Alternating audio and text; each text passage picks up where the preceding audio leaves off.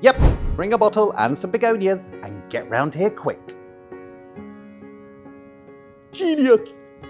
Hello, I'm Mark Lane. I'm a TV presenter and garden designer. Welcome to Garden Time Swaps. I'll be showing you, with the help of some useful hacks, how to get the most from your garden in just a matter of minutes. That email's gonna have to wait because it's really important to give yourself a break from the computer and be more productive in the garden. Once you have weeded in pots, containers or in your borders, add a mulch with something like this, bark chippings, because that will keep down the weeds, hold in the moisture and regulate soil health. So it's a great way to fill your lunch break. Why not get rid of that remote control and get outside and get a little bit more green fingered? You can always save that one episode for a rainy day, but if you're like me, you probably want to be out in the garden anyway. 45 minutes to an hour is the perfect time to start thinking about planting up your borders. So if you're new to gardening, why not just introduce 5 plants, get to know how they grow, how much water they need, when they need to be fertilized, and then once you've got on top of those, you can add another 5. Bored of going to the same old places with your mates? Well, why not invite them around to your garden or your green oasis? Yep, bring a bottle and some begonias and get round here quick. It's good for your physical and mental well-being. You can use these and have one of these at the same time. It's great for social interaction, also great for isolation. I don't know about you, but I'm going to have a sip of this. Always drink responsibly. Not forever, but why not fall in love with your garden instead of a dating app? If you spend as much time nurturing your garden as you do your love life, well, you're going to love your garden.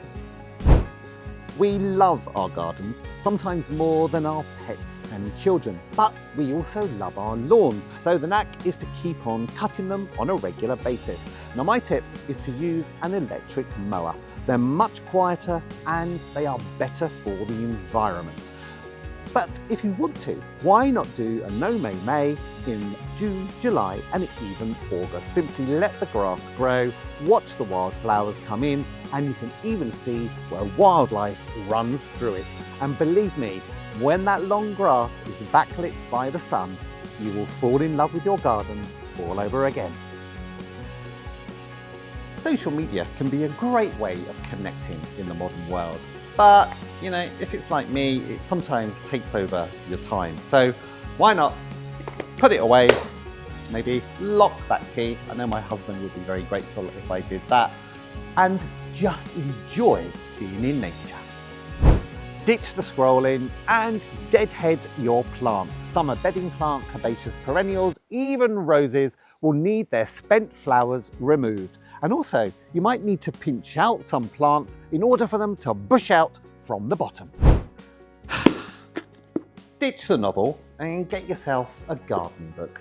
There's so much information out there to learn. Oh, and by the way, did I tell you I've got a new book out? But to give yourself some more me time, make sure you put your phone on airplane mode. Simple. Train journeys and car journeys can be long and boring, so why not take a gardening book with you? Because that way you can learn a tip and then implement it into your garden. And if you go on lots of journeys, of course, that means you can learn lots of tips that you can put into your garden and enjoy for many years to come. Lots of people love listening to their favourite podcasts and watching them while they're doing the housework. But why not put on some headphones, get outside in the garden and do both at exactly the same time? Genius! 30 minutes is the perfect time for maybe making your own nettle fertilizer or using tomato feed. Simply follow the instructions on the bottle and then add the right amount into a watering can. It's really important though not to water or feed your plants, especially if you're having a heat wave, because it can scorch them. So there we are, a very simple thing to do. While your veg boils for your evening meals, get off those endless WhatsApp groups and enjoy your houseplants while you wait. Dinner's ready. Whether you have one or several houseplants, there are a few things you need to do to keep them in tip-top condition. First of all, make sure the soil keeps nice and moist. Then remove any old brown leaves that may have gone a little bit crinkly, and then get yourself a banana skin. Use the inside and wipe down the leaves.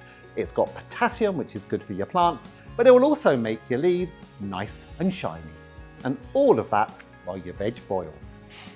Yum!